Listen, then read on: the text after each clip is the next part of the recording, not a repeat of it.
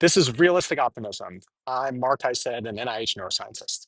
So someone asked me the other day, how do we replace all the science that's being lost at NIH? Can we fundraise or reach out to pharma? And my answer was, there are no other ways. There are no ways to replace what's being lost.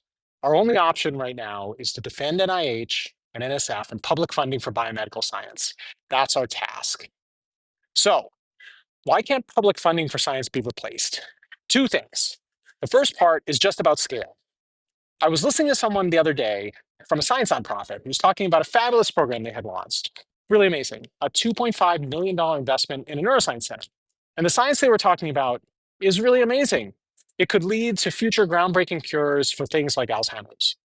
But just for context, the institute that I'm a part of at NIH is the National Institute for Mental Health, NIMH. It's just one of around six, something like six institutes at NIH that do brain work. And the NIMH budget is $2.3 billion a year.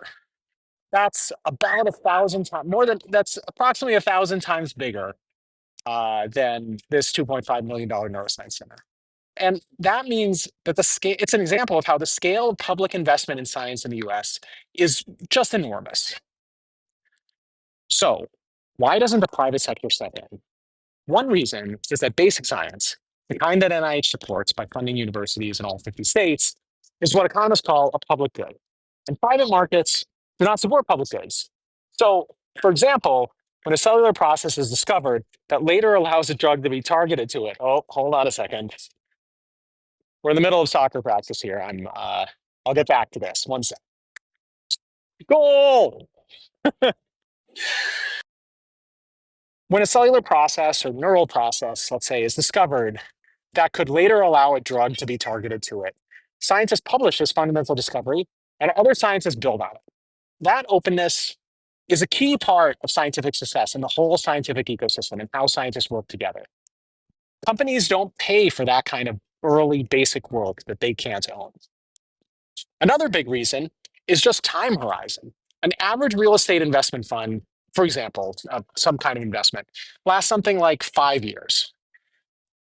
In science, a long, high-risk venture capital fund may be the sort of highest risk kind of private sector scientific investment.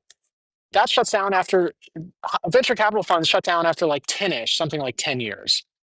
But the government can make investments over decades that bring radical advances. And the reason why the US is a scientific superpower is because of this public investment. We made a choice after World War II and in the decades afterward to spend public dollars on scientific research for societal benefit. The US spends much more than other countries do. So there is no replacement. The private sector will not replace it. Philanthropy will not replace it.